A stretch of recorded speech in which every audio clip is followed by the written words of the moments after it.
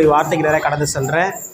ஆண்டவருடைய வார்த்தைக்கு நேராக நம்ம கடந்து செல்லும்போது மிகுந்த ஜெபத்தோடும் மிகுந்த வாஞ்சையோடு இருக்கணும். அல்லேலூயா. ஏன்னா இந்த வார்த்தை தான் நம்ம வாழ்க்கையை ஆசீர்வதிக்க போது. இந்த வார்த்தையை நீங்கள் கேட்குறீங்க பார்த்தீங்களா, அந்த வார்த்தை உங்கள் காது வழியாக உள்ளே போய் உங்கள் ஆவியில் போய் அது என்ன பண்ணும் அப்படின்னா ஃபஸ்ட்டு வேலையை செய்யும். அந்த ஆவியில் நடக்கிற வேலை என்ன நடக்கும், உங்கள் சரீரத்தில் வெளிப்படும். இப்படி தான் நடக்குது, வேறு ஒன்றும் இல்லை. அல்லேலூயா. ஏன்னா இந்த வார்த்தையில் ஜீவன் இருக்குது. நம்ம சரீரம், நம்ம வெளியில் இப்போ ஒரு மனுஷனை பார்க்குறோம் அப்படின்னு கேட்டிங்க, பார்க்குறோம் எப்படின்னு பார்த்தீங்கன்னா, ஒரு மனுஷனாக இப்போ ஒருத்தர் பார்க்குறோம் அப்படின்னா ஒரு மனுஷன் அப்படி தான் நினைக்கிறோம். ஆனால் உண்மை அது இல்லை. ஒரு மனுஷன் 3 வடிவில் இருக்கிறான். எந்த வடிவில் இருக்கிறான்? 3 வடிவில் இருக்கிறான். நீங்கள் நல்லா தெரிஞ்சுக்கணும். 1 ஆவி, 2வது ஆத்மா, 3வது சரீரம். 3 வகையில் தான் இருக்கிற. இப்போ நமக்குள்ளே நான் ஒரு மனுஷன் அப்படி இருக்கிறேன் அப்படின்னா என்னுடைய ஆவி ஒன்று இருக்குது, என்னுடைய ஆத்மா ஒன்று இருக்குது, என்னுடைய சரீரம் ஒன்று இருக்குது. இதில் பார்த்தீங்க அப்படின்னா இதில் இந்த ஆவி இந்த ஆத்மான்னு சொல்கிறோம் பார்த்தீங்களா, இது 2த்துக்கும் அழிவு கிடையாது. அது எப்பவுமே வாழ்ந்துக்கிட்டே தான் இருக்கும். இந்த சரீரம்னு ஒன்று இருக்குது பார்த்தீங்களா, உடல், அதுக்கு மட்டும்தான் மரணம்னு ஒன்று இருக்குது. மற்றபடி ஆவிக்கும் ஆத்மாவுக்கும் என்ன இல்லை. உண்மையாக சொல்ல போனால் நமக்குள்ளே இருக்கிற ஆவி தான் நம்மளை என்ன பண்ணுது, இயக்குது. என்ன பண்ணுது? இயக்குது. நம்ம விடுறோம் பார்த்தீங்களா சுவாசம், மூச்சு. அந்த சுவாசம் நின்றுச்சுன்னா இந்த சரீரம் என்ன ஆயிரும்? டெட் பாடின்னு சொல்லிடுவோம் கடைசியில். அப்படி தானே? அந்த மூச்சு காற்று பார்த்தீங்களா, அதுதான் நம்மளுடைய ஆவி. ஆத்மா அப்படிங்கிறது என்னன்னு கேட்டிங்கன்னா நம்மளுடைய எண்ணங்கள், மனசுன்னு சொல்கிறோம் பார்த்தீங்களா. மனசு கேட்கலைங்க அதனால தாங்க செஞ்சேன் அப்படிங்கிறோம்ல. அவர் இப்படி பேசிட்டாங்க, மனசு கேட்கலைங்கிறோம்ல. அந்த மனசுங்கிறமே அந்த மனசு எங்கே இருக்குது யாருக்கா தெரியுமா? இப்படி சொல்லுவோம், நெஞ்சில் கை வச்சு சொல்லுவோம். ஆனால் நெஞ்சுக்குள்ளே அங்கே ஒன்றும் இல்லை. அங்கே உள்ளே போனீங்கன்னா எலும்பு இருக்கும், அதுக்குள்ளே ஹார்ட் இருக்கும், அவ்வளோதான். ஆனால் மனசு எங்கே தான் இருக்குது? அது ஃபுல்லாக நிரம்பி இருக்குது. அந்த ஆத்மாங்கிற பேரத்துக்கு தான் என்னது? மனசு. அப்படியே சீரியலை பார்த்துக்கிட்டு அப்படியே கண்ணில் கண்ணி ஊற்றும் பாருங்க. எங்கேருந்து ஊற்றுது? அவன் நடிக்கிறான். அவன் விலைக்கு என்ன பைசாக்கு என்ன பண்ணுறாங்க? நடிக்கிறாங்க. அப்படியே அந்த மருமக ஐயோன்னு வயிற்று பிடிச்சிட்டு உட்காரோம். அந்த மாமியாரை வில்லியாக காமிப்பாங்க. ஐயோ அந்த மருமக என்னமோ நீங்களே அந்த மருமகளாக மாறின மாதிரி நினச்சி அழுவுவீங்க பார்த்தீங்களா. அந்த அந்த அந்த உணர்வு அதே மாதிரி பயங்கரமாக காமெடி காமெடி ஓடிட்டுருக்கோம். பயங்கரமாக பார்த்து சிரிப்பீங்க. வடிவேல் காமெடியை பார்த்துட்டு அந்த சிரிப்பு எங்கேருந்து வந்துச்சு? அது ஒரு உணர்வு. அது எங்கேருந்து வருதுன்னா ஆத்மாவிலேருந்து வருது. வசனம் என்ன சொல்லுதுன்னா, பிரியமானவனே உன் ஆத்மா வாழ்கிறது போல நீ எல்லாவற்றிலும் வாழ்ந்து சுகமாக இருக்கும்படி வென்றிருக்கிறேன்.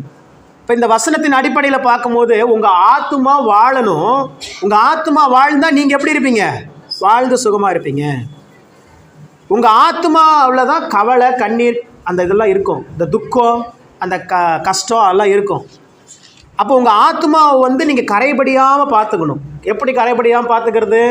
கவலைப்படாமல், கண்ணீர் விடாமல், துக்கப்படாமல் பார்த்துக்கணும். அந்த ஆத்மாவை வாழ வைக்கணும். ஆத்மாவை என்ன பண்ணணும்? அந்த ஆத்மாவை வாழ வச்சுட்டிங்கன்னா நீங்கள் வெளியே இந்த சரீர வாழ்க்கையில் என்ன பண்ணிடுவீங்க? வாழ்ந்துருவீங்க. நம்ம மனசில் பல கவலையை போட்டுக்கிட்டு, பல குழப்பத்தை போட்டுக்கிட்டு, பல பிரச்சனையை போட்டுக்கிட்டு, இது என்ன ஆகுமோ, அது என்ன ஆகுமோ, இது இப்படி ஆகுமோ, அது அப்படி ஆகுமோன்னு நினச்சிக்கிட்டே இருந்தீங்கன்னா அந்த ஆத்மா என்ன பண்ணும்? உள்ளே உட்காந்துக்கிட்டு அதுவும் ஃபீல் பண்ணிவிட்டு அதுவும் சோர்ந்து போய் உட்காந்துரும். ஆனால் அந்த ஆத்மாவை நீங்கள் சந்தோஷமாக வச்சுக்கணும். என்ன ஆனாலும் பரவாயில்ல, என் கூட என் அப்பா இருக்கிறார், என் ஆண்டவர் இருக்கிறார், அவர் பார்த்துக்குவார் அப்படிங்கிற ஒரு தைரியம், அப்படிங்கிற ஒரு உணர்வு உங்களுக்குள்ளே வந்துருச்சுன்னா உங்கள் ஆத்மாவை என்ன சொல்லும்? ஆமாம், எதுவாக இருந்தாலும் ஏசப்பா பார்த்துக்குவார், நம்ம கவலைப்படாமல் இருக்கணும்னு சொல்லி அப்படி நீங்கள் நடக்கும்போது பார்த்தீங்கன்னா எல்லாமே நல்லதாக நடக்கும். அப்புறம் நடக்கிறதெல்லாம் பார்த்தீங்கன்னா நீங்கள் நினச்ச விஷயங்கள் எல்லாமே எதெல்லாம் நெகட்டிவாக நினச்சிங்களோ அதெல்லாம் பாசிட்டிவாக நடக்க ஆரம்பிக்கும். எல்லா காரியங்களும் கைகூடி வரும். நீங்கள் நன்மைகளை பார்க்க ஆரம்பிப்பீங்க. உங்கள் வாழ்க்கையில் ஆசீர்வாதங்கள் உண்டாகும், நன்மைகள் உண்டாகும். இப்படி தான் நடக்குது. அப்போ சாதாரணமாக ஒரு மனுஷன் ஆசீர்வதிக்கப்படுறது இல்லை. அவன் முதல்ல உள்ளான மனுஷில் என்ன பண்ணணும்? வெல்லப்படணும். அதான் சொல்கிறார், உள்ளான மனிதனில் நாளுக்கு நாள் புதுப்பிக்கப்பட வேண்டும், புதிதாக்கப்பட வேண்டும். நீங்கள் பழைய கவலைகளையும் பழைய கஷ்டத்தையும் போட்டு என்ன பண்ணிட்டு இருக்கக்கூடாது? கலங்கிட்டே இருக்கக்கூடாது. கவலைப்படுறதுனால இந்த உலகத்தில் ஒன்றும் சாதிக்க முடியாது. நீங்கள் கவலைப்பட்டு கண்ணீர் விடுறதுனால ஒரு மனுஷன் வேணால் ஒரு 5 10 கொடுத்து உதவி செய்வான். அவனும் செஞ்சுட்டு போய் சொல்லிடுவான் வெளியே, பாரு அந்த அம்மா அழுதுட்டு இருந்துச்சு, என்கிட்ட ஒரு 100 ரூபா இருந்துச்சு நான் கொடுத்துட்டு வந்தேன்னு சொல்லி 100 ரூபா கொடுத்துட்டு 1000 பேர்த்து சொல்லிட்டு இருப்பான். அவன் 100 ரூபா இவன்ட்ட வாங்கினதுக்கு வாங்காமலே இருக்கலாம்டா அப்படிங்கிற அந்த நம்மகிட்ட கேட்பாங்க. அவன்கிட்ட நீ 100 ரூபா வாங்கினியாமே, அவனுக்கு 100 ரூபா கொடுத்தானாமேன்ட்டு 100 தடவை நம்மகிட்ட கேட்டுருவாங்க அவங்க. இப்படி மனிதனுடைய உதவி விருதா, வேஸ்ட். அதுதான் வசனம் சொல்லுது, மனிதனுடைய உதவி விருதா, ஆனால் தேவனுடைய உதவியோ நித்தியமாய் நமக்கு உதவி செய்யும். இன்னைக்கு ஒரு வசனத்தை ஆண்டவர் நமக்கு தரார். அந்த வாக்குத்தத்த வசனத்தை தான் நம்ம பெற்றுக்கொள்ள போகிறோம். ஆண்டவர்கிட்ட கேட்கும் போது, ஆண்டவர் என்ன வார்த்தை நான் இன்னைக்கு ஜனங்களுக்கு சொல்லணும்னு சொல்லி கேட்கும்போது அவர் சொன்ன ஒரு வார்த்தை, அதை தான் நீங்கள் வாசிக்க போகிறோம். வாசிங்க. ஆதியாகமத்தின் புத்தகம் 28ஆம் அதிகாரம் 15வது வசனம். ஆதியாகமத்தின் புத்தகம் 28ஆம் அதிகாரம் 15ஆம் வசனம்.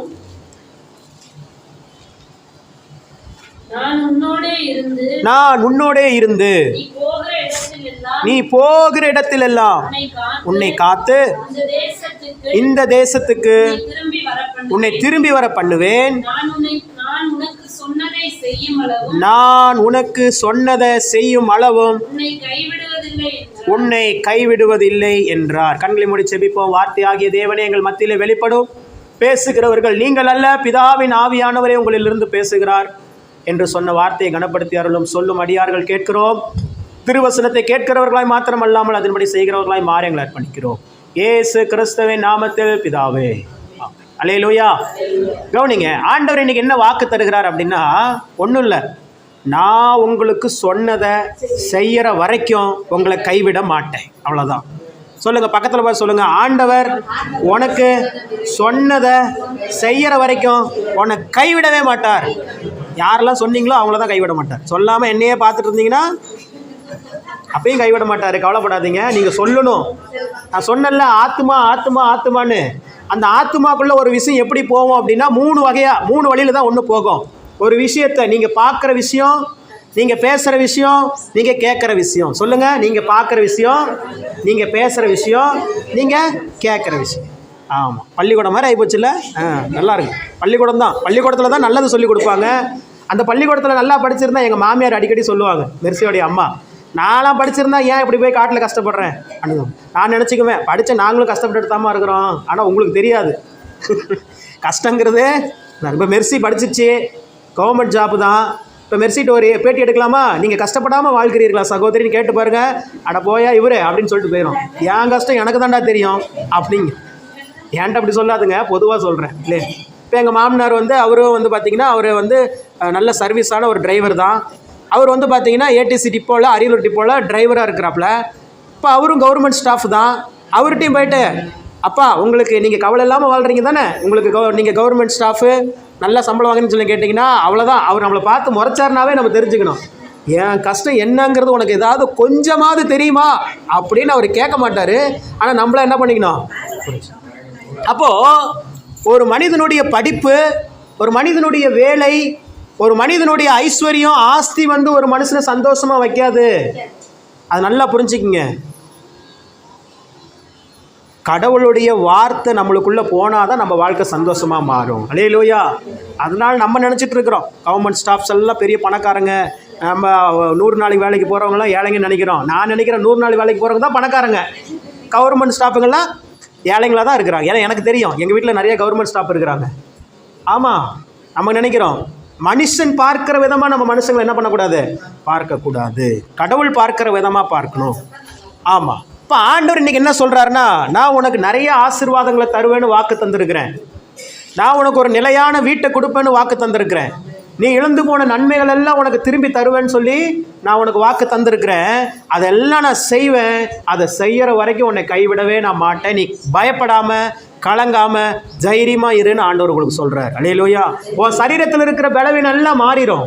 உன் சரீரத்தில் இருக்கிற வியாதிகள் எல்லாம் மாறிடும். நோய்கள் எல்லாம் நீங்கிடும். ஏன்னா சொன்னது நான் சொல்லியிருக்கிறேன், உன்னை குணமாக்குவேன், உன்னை சுகமாக்குவேன், உன்னை பலப்படுத்துவேன்னு நான் தான் சொல்லியிருக்கிறேன். அப்போ நான் சொன்னதை என்ன பண்ண மாட்டேன், நான் மாற்ற மாட்டேன். அதை செய்கிற வரைக்கும் உன்னை கைவிட மாட்டேன். நீ வாழ்ந்திருப்ப, நீ சுகித்திருப்ப, நீ செழித்திருப்ப. அல்லேலூயா.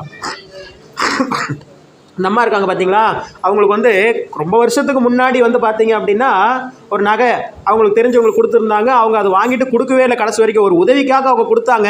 ஆனால் அது கொடுக்கவே இல்லை. ரொம்ப நாள் ஆயிடுச்சு, பல வருஷங்கள் ஆயிடுச்சு. அந்த அம்மா வந்த புதுசில் என்கிட்ட ஜெபம் பண்ணாங்க, தம்பி எப்படியாவது அந்த நகை எனக்கு திரும்பி வரணும், ஜெபம் பண்ணுங்கன்ட்டு. இந்த காலத்தில் வாங்கின பாயசம் யாரும் அவ்வளோ சீக்கிரம் திரும்பி தந்துடுவாங்களா? நம்மளுக்கு நகையை தருந்துருவாங்களா? வச்சுருந்தா கூட என்ன பண்ண மாட்டாங்க, நம்மக்கிட்ட இல்லைன்னு தான் சொல்லுவாங்களே ஒழிய தரமாட்டாங்க. ஆனால் அந்த அம்மாவுக்காக ஜெபம் பண்ணோம். போன வாரம் அந்த அம்மா வந்து சொன்னாங்க, தம்பி நான் அன்றைக்கி சொன்னல ஒரு நகை வரணுன்னு எனக்கு வந்துருச்சு அப்படின்னாங்க. அல்லேலூயா. அதுதான் சொல்கிறேன், கடவுள் ஒரு கிரியை நடப்பிச்சுட்டு தான் இருக்கிறார். இவ்வளோ நாளாக நடக்காததை எப்படி நடக்க பண்ணார்? உடனே அந்த அம்மாவுக்கு பவுன் வந்துருச்சுன்னா அந்த அம்மா அப்படியே பார்க்காதீங்க, அந்த அம்மா பயந்துட்டு வராமல் போயிட போகிறாங்க. அப்படி இல்லை, அந்த அம்மாவுக்கு முன்னாடி வந்து சாட்சி சொல்கிற தெரியாது, அவங்க புதுசாக வந்துட்டு இருக்கிறாங்க. அதனால் அவங்களுக்கு பதிலாக நான் சாட்சியாக சொல்கிறேன். புதுசாக வந்தவங்க தான், மிஞ்சி போனால் ஒரு 3 மாதமாக நம்ம சபைக்கு வந்துட்டு இருக்கிறாங்க, ரெகுலராக வந்துட்டு இருக்கிறாங்க, வாரம் வந்துட்டு இருக்கிறாங்க. சரசமாக தான் சொல்லி வர வச்சாங்க, வந்துட்டு இருக்கிறாங்க. இப்போ ஒரு அற்புதம் நடந்துருச்சு பாருங்களேன். அதான் உங்களுமே நீங்கள் ஆண்டவர் மேலே வச்சிருக்கிற அந்த சின்ன சின்ன விசுவாசம், சின்ன சின்ன நம்பிக்கை உங்களுக்கு வராத நன்மைகளை கூட வர பண்ணும்.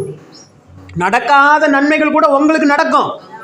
ஊரெல்லாம் வியாதி நோயின் பரவனா கூட உங்கள் குடும்பத்தில் இருக்கிற ஒருத்தருக்கும் ஒன்றும் வராது, நீங்கள் நல்லா இருப்பீங்க. அப்போ சொல்லுவாங்க, இவங்க சர்ச்சுக்கு போகிறவங்க, அதனால தான் இவங்க பலவீனம் இல்லாமல் நல்லா இருக்கிறாங்க. அல்லேலூயா. அதுதான் நீங்களும் நானும் பெறுகிற சாட்சி. எவ்வளோ கடன் பிரச்சனை இவனுக்கு இருக்குது, ஆனால் சமாதானமாக சந்தோஷமாக இருக்கிறான் பாருப்பா. அதுதான் சாட்சி. ஏன்னா கடவுள் உங்கள் கூட இருந்தார் அப்படின்னா நீதிமானுக்கு வரும் துன்பங்கள் அநேகமாக இருக்கும், அவைகள் எல்லாவற்றிலும் இருந்து கர்த்தர் அவனை விடுவிப்பார். நீங்கள் நீதிமான்களாக வாழ்கிறீங்க அப்படின்னா உங்களுக்கு துன்பமே இருக்காதுன்னு நான் சொல்லலை, இருக்கும், துன்பங்கள் அதிகமாக வரும். ஆனால் அந்த துன்பத்தின் மத்தியிலும் கடவுள் உங்கள் கூட இருந்து அந்த துன்பத்திலிருந்து உங்களை விடுவிச்சு வெளியே கொண்டு வந்துக்கிட்டே இருப்பார். அல்லேலூயா. அதனால் இப்போ இருக்கிற இந்த சூழ்நிலையை பார்த்து இனிமேல் நம்மளுக்கு இப்படி தான் லைஃப் இருக்க போதுன்னு நினச்சிடாதீங்க. நான் போன வாரமே சொன்னேன், போன வாரம் நிறைய பேர் மழை பெஞ்சிட்டு இருந்ததுனால வரல, ஒரு சிலரெல்லாம் வந்திருந்தீங்க. இந்த டேட்டு குறித்து வச்சுக்கோங்க, அடுத்த வருஷம் இந்த டேட்டில் இப்போ நீங்கள் இருக்கிற நிலைமையில் இருக்க மாட்டீங்க, கண்டிப்பாக இதை விட மேலான நிலைமையில் தான் இருப்பீங்க. குறைஞ்சபட்சம் ஒரு அப்கிரேஷன் உங்கள் வாழ்க்கையில் நடந்திருக்கும். நான் விசுவாசிக்கிறேன் அதை. அல்லேலூயா. ஏன்னா ஆண்டவர் என்று சொல்லியிருக்கிறார், உன் ஜனங்கள் ஒவ்வொரு நாளும் விருத்தி அடைவார்கள்னு எனக்கு வாக்கு தந்திருக்கிறார். ஒவ்வொரு நாளும் உங்கள் வாழ்க்கையில் விசாலம் உண்டாகும், விருத்தி உண்டாகும். சீக்கிரமாக நீங்கள் எதிர்பார்த்துருக்கிற நன்மைகள் உங்கள் வாழ்க்கையில் வந்து நடக்க போகுது. அல்லேலூயா. ரொம்ப நாள் டைம் எடுக்காது. நான் நினைக்கிறேன் இந்த டிசம்பர் முடியறதுக்குள்ளேயே உங்கள் பிரச்சனையெல்லாம் நீங்கிடும். உங்களை இப்போ வாதித்து கொண்டிருக்கிற, உங்களை நோகடித்து கொண்டிருக்கிற எல்லா பிரச்சனையும், நீங்கள் எதிர்பார்த்து கொண்டிருக்கிற எல்லா நன்மைகளும் வித்தின் டிசம்பர் 31க்கு முன்னாடியே உங்கள் கரத்தில் வந்து சேர்ந்துடும். நீங்கள் வேணால் பாருங்கள். அல்லேலூயா. நீங்கள் எதிர்பாருங்க, இந்த அற்புதம் இந்த மாதத்துக்குள்ளே எனக்கு நடக்கும்னு சொல்லி நீங்கள் எதிர்பார்க்கணும். என் அப்பா எனக்கு செய்வார்னு நீங்கள் நம்பணும், விசுவாசிக்கணும். சூழ்நிலை சொல்லும் இதெல்லாம் நடக்கிறதுக்கு வாய்ப்பே இல்லை அப்படின்னு சொல்லும். சூழ்நிலை சொல்கிறத நம்பிடாதீங்க. சுற்றி இருக்கிறவங்க சொல்கிறத நம்பிடாதீங்க. கடவுள் சொல்லுகிறதை மாத்திரம் நம்புங்கள். கடவுள் சொல்கிறார், அது நிச்சயம் நடக்கும். அல்லேலூயா. நீங்கள் எதிர்பார்த்த நன்மைகளை பெற்றுக்கொண்டே தீருவீர்கள். உங்கள் வாழ்க்கையில் இருக்கிற பிரச்சனைகள்லாம் நீங்கள் தேடினாலும் கண்டுபிடிக்க முடியாது. இந்த புது வருஷத்துக்கு வருஷம் ஆண்டு நமக்கு ஒரு வாக்குத்தத்தம் தருவார். இந்த வருஷத்தில் இந்த ஆண்டுக்கு ஒரு பேரை வச்சோம், என்னென்னா கர்த்தர் கனம் பண்ணும் ஆண்டு. இதான் அங்கே இருக்குது பாருங்கள், இதான் வாக்குத்தத்தம். என்ன போட்டிருக்கிறேன்? கர்த்தர் கனம் பண்ணும் ஆண்டு 2024, இயர் ஆஃப் காட்ஸ் ஹானரிங். இந்த வருஷத்தில் தேவன் நம்மளை கனம் பண்ணினாரா? பெரிய அளவில் கனம் பண்ணிட்டார். அல்லேலூயா. இந்த வருஷத்தில் தான் மெர்சிக்கு பெர்மனெண்ட்டான ஜாபு, இந்த வருஷத்தில் தான் ஊழியம் விருத்தி அடைஞ்சது, இந்த வருஷத்தில் தான் நான் ஷேர் மார்க்கெட் ட்ரேடிங்கில் ஒரு சக்ஸஸ்ஃபுல்லான ட்ரேடராக மாறினேன். எல்லாமே இந்த வருஷம் தான். அப்போ வார்த்தை ஒன்று கொடுத்துட்டாருன்னா அது கண்டிப்பாக நிறைவேற்றுவார். சும்மாலாம் போட மாட்டோம். இந்த வாக்குத்தத்த வசனம் எத்தனை பேர் வாங்கினீங்கன்னு தெரில, ஆரம்பத்துலேருந்து வந்துட்டு இருக்கிறவங்க கண்டிப்பாக வீட்டில் இருக்கும்னு நினைக்கிறேன். இருக்கும். அந்த வார்த்தையை பார்க்கணும், அந்த வார்த்தையை நம்பணும், அந்த வார்த்தை அப்படியே நடக்கும். அப்போ நான் நினச்சி பார்க்குறேன், ஜனவரி 1 ஆண்டவர் சொன்னார், இந்த வருஷத்தில் நான் உன்னை கனம் பண்ணுவேன், உன் சபையை கனம் பண்ணுவேன், உன் குடும்பத்தை கனம் பண்ணுவேன்னு சொன்னார். அதே மாதிரியே கனம் பண்ணிட்டார். அல்லேலூயா. வாக்குத்தத்தம் நிறைவேறிடுச்சு. இப்போ அடுத்த வருஷத்துக்கு என்ன தெரியுமா வாக்குத்தத்தம் கொடுத்துருக்கிறாரு? சஸ்பென்ஸ் சொல்ல மாட்டேன். ஆமாம், அதுக்கெல்லாம் காலண்டர்லாம் அடிக்க கொடுத்துட்டேன், வாக்குத்தத்தம்லாம் அடிக்க கொடுத்துட்டேன். அந்த இயர் ஆஃப் காட்ஸ் ஹானரிங் அப்படின்னு கர்த்தர் கனம் பண்ணும் ஆண்டு இந்த ஆண்டு சொன்ன மாதிரி அடுத்த வருஷம் என்ன ஆண்டு கொடுத்துருக்குறாரு அதை மட்டும் இப்போ சொல்கிறேன். இளைப்பாறுதலின் ஆண்டு, தெய்வீக இளைப்பாறுதலின் ஆண்டு. அல்லேலூயா. என்ன ஆண்டு? தெய்வீக இளைப்பாறுதல். இவ்வளோ நாளாக போராடிட்டே இருந்தீங்கள்ல, பிரச்சனைக்கு மேலே பிரச்சனை, கடனுக்கு மேலே கடன், வியாதிக்கு மேலே வியாதி, பலவீனத்துக்கு மேலே பலவீனம், ஒன்று போனால் இன்னொன்று போனால் இன்னொன்று, அப்படியே ஒரு போராட்டத்திலே நம்ம லைஃப் போயிட்டு இருந்துச்சு இல்லையா? 2025 எப்படி தெரியுமா இருக்க போது? ரெஸ்ட்டு. சொல்லுங்க. Year of divine rest. Year of divine ரெஸ்ட்னா என்ன? எவ்வளோ பெரிய விஷயம் தெரியுமா? எப்போ நீங்கள் ரெஸ்ட் எடுப்பீங்க சொல்லுங்க பார்ப்போம். என் வாழ்க்கையில் ₹1 கடனே இல்லை சார், பிள்ளைங்களுக்கெல்லாம் செய்ய வேண்டியதெல்லாம் செஞ்சுட்டேன் சார், என் சரீரத்தில் எந்த குறைபாடும் இல்லை சார், வியாதிலாம் இல்லை சார், பலவீனம் இல்லை சார், நல்லா சாப்பிட்றேன் சார், நல்ல வீடு இருக்குது சார், நல்ல வசதி வாய்ப்பு இருக்குது சார், நல்ல கார் இருக்குது சார், நல்ல எல்லாமே நல்லா இருக்குது சார், இப்போ நான் என்ன பண்ண போகிறேன்? என்ன பண்ண போகிறேன்? ரெஸ்ட் எடுக்க போகிறேன். சொல்லுங்கள். நான் சொல்கிறேன், அடுத்த வருஷத்தில் ஒவ்வொரு நாளும் நீங்கள் ரெஸ்ட்டாக இருப்பீங்க. அல்லேலூயா. அப்போ ரெஸ்ட்டாக இருக்க போகிறீங்கன்னா அப்போ இப்போ என்ன நடக்கணும்? உங்களுக்கு இருக்கிற பிரச்சனைகளை என்ன பண்ணி ஆகணும்? ஃபுல் ஸ்டாப்பு முடிந்தாக வேண்டும். ஃபுல் ஸ்டாப் வச்சு ஆகணும். அதனால தான் ஆண்டவர் சொன்னார், இந்த டிசம்பர் 31க்குள்ளேயே உன்னுடைய அற்புதங்களை எதிர்பார், உன்னுடைய நன்மைகளை எதிர்பார். இனி வர வருஷம் நல்லா இருக்கும் அப்படி சொல்லாத. இந்த வருஷத்திலே உனக்கு எல்லாமே நல்லாவா மாறிடும். அந்த நல்லாவா மாறினதுனால நீ அடுத்த வருஷம் ஃபுல்லாக ரெஸ்ட்டாக இருப்ப, ரிலாக்ஸாக இருப்ப, இளைப்பாறுதலாக இருப்ப. ஆமாம், சந்தோஷமாக இருப்பீங்க. கடவுள் அதற்காகத்தான் இந்த பூமிக்கு மனித அவதாரம் எடுத்து வந்தார். ஏசப்பா எதுக்குங்க இந்த பூமிக்கு வரணும்? நீங்களும் நானும் நல்லா இருக்கணும் சார், அவ்வளோதான். நீங்களும் நானும் நன்றாக இருக்க வேண்டும், வாழ்ந்திருக்கணும், என் பிள்ளைங்க நல்லா இருக்கணுங்கிறதுக்காக தான் அவர் ஜீவனை கொடுத்தார். அடுத்த வருஷம் ஃபுல்லாக அது நிறைவேறும் உங்கள் வாழ்க்கையில். இயர் ஆஃப் டிவைன் ரெஸ்ட் சொல்லிட்டே இருங்க. தெய்வீக இளைப்பாறுதலின் ஆண்டு, இளைப்பாறுதலின் ஆண்டு, இளைப்பாறுதலின் ஆண்டு. நீங்கள் ரெஸ்ட் எடுக்க வேண்டிய நேரம் வந்துருச்சு. இனிமேயும் போராடிட்டு இருக்க வேண்டிய அவசியம் இல்லை. இனியும் பிரச்சனையை பார்த்து சோர்ந்து போய் அழுது கவலைப்பட்டு இருக்க வேண்டிய அவசியம் இல்லை. ரிலாக்ஸா இருக்கும்படியாக ஆண்டவர் உங்களை செய்ய போகிறார். அல்லேலூயா. அதான் ஆண்டவர் சொல்கிறார், நான் உனக்கு சொன்னதை செய்யும் அளவோ உன்னை கைவிடு. பைபிளில் பல பேருக்கு இந்த வாக்குத்தத்தத்தை ஆண்டவர் சொல்லியிருக்கிறார். யாக்கோபுக்கு சொன்னார், கைவிடலை. ஆபிரகாமுக்கு சொன்னார், கைவிடலை. ஈசாக்குக்கு சொன்னார். ஊரை விட்டு கிளம்பி போகுது, ஏன்னா மழை இல்லை. அங்கெல்லாம் விவசாயம் தான். விவசாயம் பண்ணாதான் சாப்பாடு, வேற வழி, வேற தொழிலே கிடையாது. ஆடு மாடுகள்லாம் இருக்குது, அதுங்களுக்கும் சாப்பாடு இதுதான். இந்த விவசாயம் பண்ணாதான் அதுங்களுக்கும் என்ன பண்ண முடியும்? ஒரு புல்லோக்குள்ள உழைச்சாதான் அது என்ன பண்ண முடியும்? சாப்பிட்டு வாழ முடியும். இந்த ஊர் சரியில்லை, இங்கே இருந்தால் நம்ம செத்து போயிடுவோம் அப்படின்னு சொல்லி எகிப்து நாட்டுக்கு நேராக கிளம்பி போகுது. இவரும் சேர்ந்து கிளம்பிட்டார். ஈசாக்கும் பிள்ளைங்கள்கிட்டலாம் கூப்பிட்டுக்கிட்டு, மனைவியெல்லாம் கூப்பிட்டுக்கிட்டு எங்கே போகிறார்? இந்த ஊர் சரியில்லை அப்படின்ட்டு. ஆனால் அந்த ஊரில் அவ்வளவு பஞ்சம், அவ்வளவு பட்டினி நிறைந்த ஒரு ஊர் தான். மழை தண்ணியே இல்லை. ஆனால் ஆண்டவர் வந்து அங்கே நிற்கிறாரு. ஈசாக்கிட்ட சொல்கிறாரு, நான் உன்னை 100 மடங்கு ஆசீர்வதிப்பேன், நீ எங்கேயும் போவாத, இங்கே இருங்கிறார். பாருங்க, வாக்குத்தத்தை பெறுகிறவன் ஈசாக்கு, வாக்குத்தத்தத்தை கொடுக்கிறவர் ஆண்டவர். ஆனால் அந்த வாக்குத்தத்தம் நிறைவேறுவதற்குண்டான சூழ்நிலையே இல்லை. இப்போ ஒரு விவசாயத்துக்கு நான் ஒரு நிலம் வாங்கணும்னு சொல்கிறேன் உங்ககிட்ட. இங்கே இருக்கிறவங்க நிறைய காட்டுக்காரங்க, விவசாயத்தை பற்றி தெரிஞ்சவங்க. உங்களுக்கு தெரியும். இப்போ சிஸ்டர், ஒரு சோள விதைகளான் இருக்கிறேன், நானும் விவசாயம் பண்ணலான் இருக்கிறேன், ஒரு 2 ஏக்கர் இடம் வாங்கலான் இருக்கிறேன், எந்த பக்கம் வாங்கலாம் சொல்லுங்கள் அப்படின்னா நீங்கள் எந்த பக்கத்தை காமிப்பீங்க? எனக்கு எந்த பக்கம் நல்லா விளைஞ்சிட்டு இருக்குதோ அங்கிட்டு காமிப்பீங்க. கரெக்டு தானே? ஒரு பக்கமும் விளையாமல் மானாவரியாக கிடக்கிற காடை பார்த்துட்டு இங்கே போடுங்க, இதை வாங்குங்க பாஸ்டர், இங்கே நல்ல விளையுன்னு சொல்லுவீங்களா? ஆனால் ஆண்டவர் அப்படி தான் சொல்கிறார். மானாவரியாக இருக்கிற, பஞ்சத்தில் இருக்கிற, தண்ணியே இல்லாத ஒரு ஊரை பார்த்துட்டு இங்கே தான் உனக்கு 100 மடங்கு ஆசீர்வாதத்தை கொடுப்பேன், நீ எங்கேயும் போவாத, இங்கே இருங்கிறார். ஏன் அப்படி சொல்கிறாருன்னா, இந்த ஈசாக்கு சுற்றி இருக்கிற சூழ்நிலையை பார்க்குறானா, இல்லை இந்த சூழ்நிலையே ஒரு நிமிஷத்தில் மாத்திர என்னையை பார்க்குறானா அப்படின்னு ஆண்டவர் பார்க்குறார். இன்றைக்கி ஆண்டவர் தான் சொல்கிறார், இன்றைக்கி உங்கள் வாழ்க்கையில் சீக்கிரமாக கோடிகளை நீங்கள் பார்ப்பீங்கன்னு நான் சொல்கிறேன், வார்த்தையை முன்னிட்டு சொல்கிறேன். ஆனால் அதுக்குண்டான சூழ்நிலையே இருக்காது. இங்கே 1000க்கும் 100க்குமே வழி இல்லாமல் இருக்குது பாஸ்டர், நீங்கள் கோடிக்கு போயிட்டீங்கன்னு நீங்கள் நினைக்கலாம். ஆனால் நான் சொல்கிறேன், சூழ்நிலையை பார்க்காதீங்க, சூழ்நிலையை மாற்றுகிற தேவனை பாருங்கள். அல்லேலூயா. கடவுள் செய்வார்னு நினச்சிட்டிங்கன்னா செஞ்சிருவார். எனக்கு ஆதரவே இல்லை, எனக்கு உதவியே யாரும் இல்லைன்னு நினைக்காதீங்க. நீங்கள் எத்தனையோ பேருக்கு ஆதரவாக இருக்கும்படியாக, நீங்கள் எத்தனையோ பேருக்கு உதவியாக இருக்கும்படியாக தேவன் உங்களை மாற்றப் போகிறார். அல்லேலூயா. கடவுள் அவருடைய பிள்ளைகள் ஆசீர்வாதமாக இருப்பதை ஒரு நாளும் அவர் நெகட்டிவாக நினச்சதில்லை. என் பிள்ளைங்க ஆசீர்வாதமாக இருக்கணும்னு தான் அவர் நினைக்கிறார். அல்லேலூயா. அவர் உங்களுக்கு என்னென்னலாம் சொல்லியிருக்கிறாரு அதை நீங்கள் நினைவு கூர்ந்தால் போதும். என்னென்னலாம் சொல்லியிருக்கிறாரு?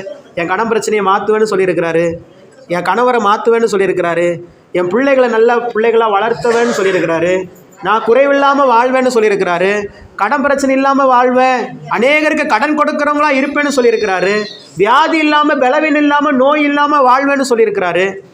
அவங்களுக்குலாம் யாருக்காவது சொல்லலைன்னா இன்றைக்கி நினச்சிக்கோங்க, சொல்லியிருக்கிறார் உங்களுக்கும். அல்லேலூயா. நான் சொன்னது எல்லாம் இந்த வேதத்தில் எழுதியிருக்கிறது.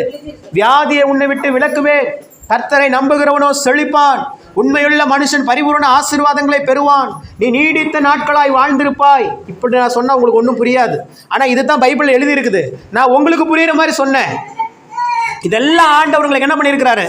கொடுப்பேன்னு சொல்லியிருக்கிறாரு. இப்போ சொன்னதை செய்யற வரைக்கும் உங்களை கைவிட மாட்டார். அல்லேலூயா சொல்லுங்க.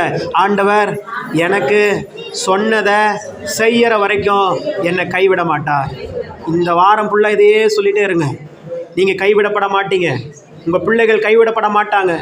இன்றைக்கி சுற்றி இருக்கிறவங்க உங்கள் பிள்ளைகளை பார்த்து சொல்லலாம், இவங்க வேஸ்ட், இவங்களால் மேலே வர்றது கஷ்டம்னு சொல்லலாம். ஆனால் சொல்கிறேன், உங்கள் பிள்ளைகள் தேசத்தை ஆளுகிற ராஜாக்களாக தேவன் மாற்றுவார். அல்லேலூயா.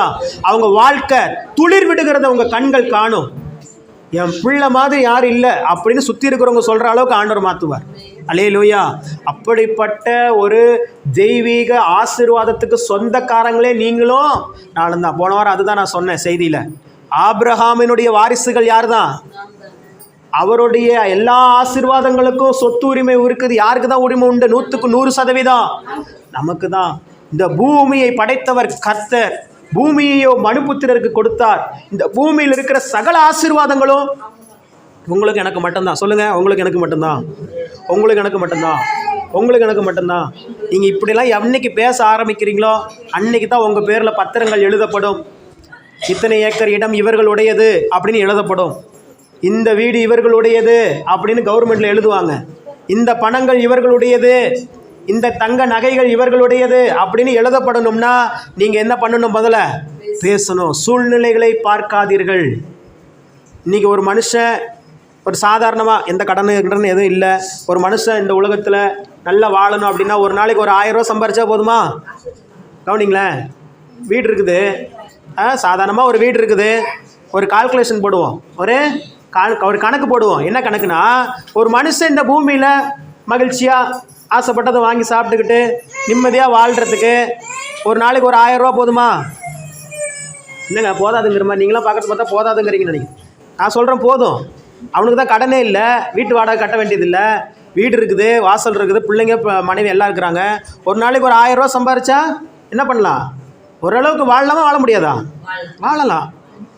இன்றைக்கி அந்த ஒரு நாளைக்கு அந்த 1000 ரூபா சம்பாதிப்பதற்கு ஒரு மனுஷனுக்கு எவ்வளோ கஷ்டப்பட வேண்டியது இருக்குது தெரியுமா? அந்த 1000 ரூபா சம்பாதிக்கிறது ஈஸி கிடையாது.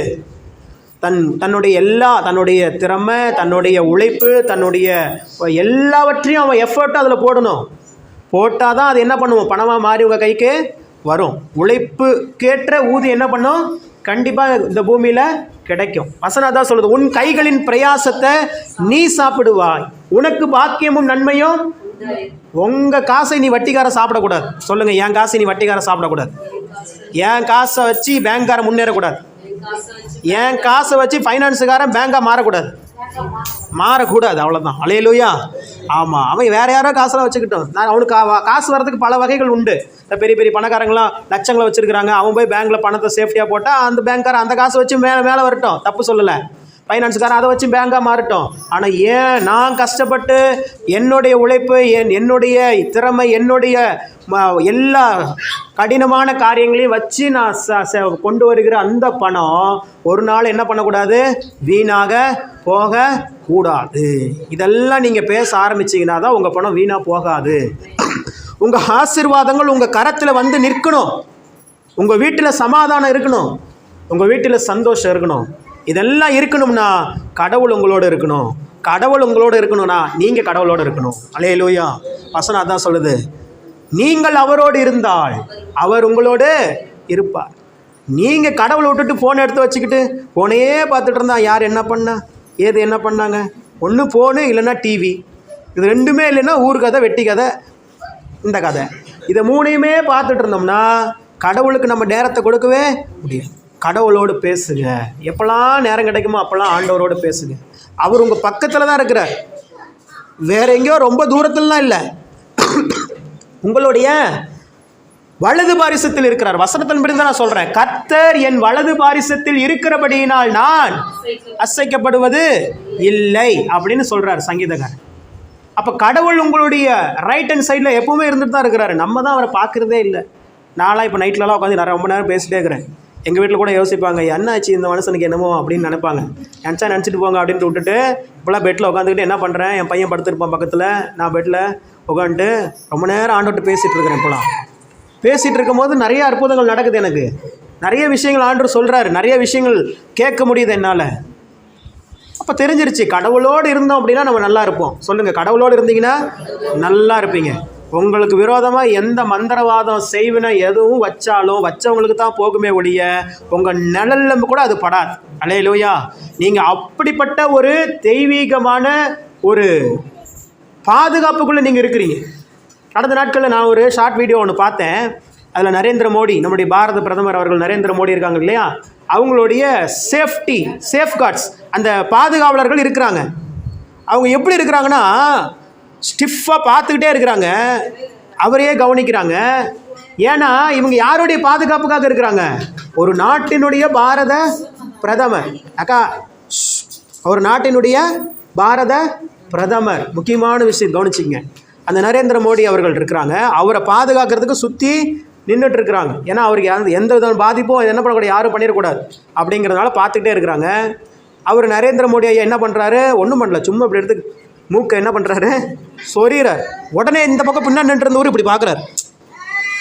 அவ்வளவு கண் கூட அவரை பார்த்துட்டே இருக்கிறாங்க. அவர் இப்படி தலையை நிமித்தினா ஒருத்தர் பார்க்குறாரு, அவருக்கு எதுவும் ஆயிடுச்சா, அவர் யாரும் எதுவும் அட்டாக் பண்ணுறாங்களா அப்படின்னு சொல்லிட்டு சுற்றுறாங்க, இப்படி பார்க்குறாங்க, இப்படி பார்க்குறாங்க. ஏன்னா அவர் ஒரு நாட்டினுடைய பிரதமர், அவரை பாதுகாக்க வேண்டிய கடமை யாருடையது? அந்த பாதுகாவலருடைய கடமை. நான் அப்போ நினச்சிக்கிட்டேன், ஒரே ஒரு நாட்டுக்கு தான் அவர் பிரதமர், அந்த நாட்டினுடைய பிரதமருக்கு இவ்வளோ பாதுகாப்புனா எங்கள் அப்பா அந்த உலகத்தையே படைச்சு. அல்லேலூயா. அவர் நம்மளை எப்படி பாதுகாப்பார் அப்படிங்கிறத அப்போ நான் யோசித்து பார்த்தேன். அந்த மாதிரி வீடியோ பாருங்கள். இவன் கொண்டு போய் இங்கே போய் வண்டி இடித்து செத்து போயிட்டான், 4 பேர் ஸ்பாட், இதெல்லாம் பார்க்காதீங்க இனிமேல். அல்லேலூயா. நான் போன வாரம் செய்தியில் சொன்னேன், கான்ஃபரன்ஸ் கால் ப்ரேயரில் சொன்னேன், நீங்கள் நெகட்டிவாக பார்த்துட்டே இருந்தீங்கன்னா உங்கள் வாழ்க்கையில் நெகட்டிவ், நீங்கள் பாசிட்டிவாக பார்க்க ஆரம்பிச்சிட்டிங்கன்னா பாசிட்டிவ். அல்லேலூயா. இந்த ரகசியத்தை ஃபஸ்ட்டு தெரிஞ்சுக்கோங்க. இன்றைக்கி ஆனால் செய்தி எடுத்திங்கன்னா நீங்கள் அவ்வளோ சீக்கிரம் பாசிட்டிவ் பார்க்க முடியாது. அவன் இவனை இழுத்துட்டு ஓடிட்டான், இவன் கல் எடுத்து தலையிலே போட்டு கொன்னுட்டான், இப்படியே தான் நியூஸ் வரும். அந்த நியூஸையே பார்க்காதீங்கிறேன். அல்லேலூயா. பாசிட்டிவான நியூஸ். இந்தியா 250 ரன்கள் வித்தியாசத்தில் படுதோல்வி அடைஞ்சதும்பா, அதை தான் ஒத்து பார்த்துட்டு இருப்போம். படுதோல்வின்னு அங்கே தெரிஞ்சிருச்சுனாவே அடுத்த சேனலை மாற்றிட்டு போயிட்டே இருக்கணும். இந்தியா இமாலய வெற்றின்னு சொன்னாங்கன்னா அதை உட்காந்து பாருங்கள், அது பாசிட்டிவ். நான் தான் சொன்னேனே, உங்கள் ஆத்துமாக்குள்ளே எந்த விஷயம் போகும்னா நீங்கள் பார்க்குற விஷயம், பேசுகிற விஷயம், கேட்குற விஷயம். இதை பிசாசு நல்லா தெரிஞ்சுக்கிட்டதுனால தான் உங்களை தீமையே பார்க்க வைக்கிறான். தீமைனா நெகட்டிவான நியூஸையே பார்க்க வைக்கிறான், நெகட்டிவான விஷயத்தையே பேச வைக்கிறான், நெகட்டிவான விஷயத்தையே கேட்க வைக்கிறான். அது ஆத்துமாக்குள்ளே போயிடுது, அது ஆத்துமாக்குள்ளே போய் ஸ்டோர் ஆயிடுது. நானும் இப்படி தான் பார்த்துட்டு இருந்தேன். இதுக்கு முன்னாடிலாம் நெகட்டிவாகவே தான் பார்ப்பேன். என்ன ஆச்சு, நேற்று போய் ஷேவிங் பண்ணலான்னு போய் கடையில் உட்காந்தேன், அங்கே சேவ் பண்ணிகிட்டு இருந்தாங்க. உடனே பேப்பர் இருந்துச்சு, எடுத்து படித்து பார்த்தா எல்லாம் இதுதான். இங்கே பலி, அங்கே பலி, அங்கே பலி, இவங்க தலை துண்டிப்பு, இவன் தலை கிண்டிப்பு. அடாப்பா, ஏன்டா இந்த தினத்தந்தி பேப்பரை வச்சுருக்கான்னு சொல்லி தூக்கி எரிஞ்சிட்டேன் நான். இப்படி இருந்தால் அப்புறம் ஏங்க, நல்ல சத்தியத்தை தெரிஞ்ச என்னாலேயே அதை பார்க்காம இருக்க முடியலையே. சத்தியத்தை தெரியாத ஜனங்கள் எத்தனை பேர் அதை பார்ப்பாங்க? என்றைக்காவது போய் இந்த திருச்சி விமான நிலையத்தில் எத்தனையோ ஃப்ளைட்டு நல்லபடியாக தரையிறங்குது, அது என்றைக்கு நியூஸில் போட மாட்டாங்க. இது தரை இறங்கும் போது தீப்பற்றி எரிந்தது அப்படின்னு போடுவான். நம்மளும் அதை தான் கரெக்டாக பார்த்துட்ருப்போம், எந்த தராது அப்படின்னு சொல்லி.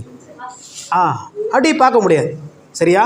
அதனால் நல்ல விஷயங்களை பாருங்கள், நல்ல விஷயங்களை கேளுங்கள், நல்ல விஷயங்களை பேசுங்கள். உங்கள் வாழ்க்கையில் நன்மைகள் மட்டுமே நடக்கும்.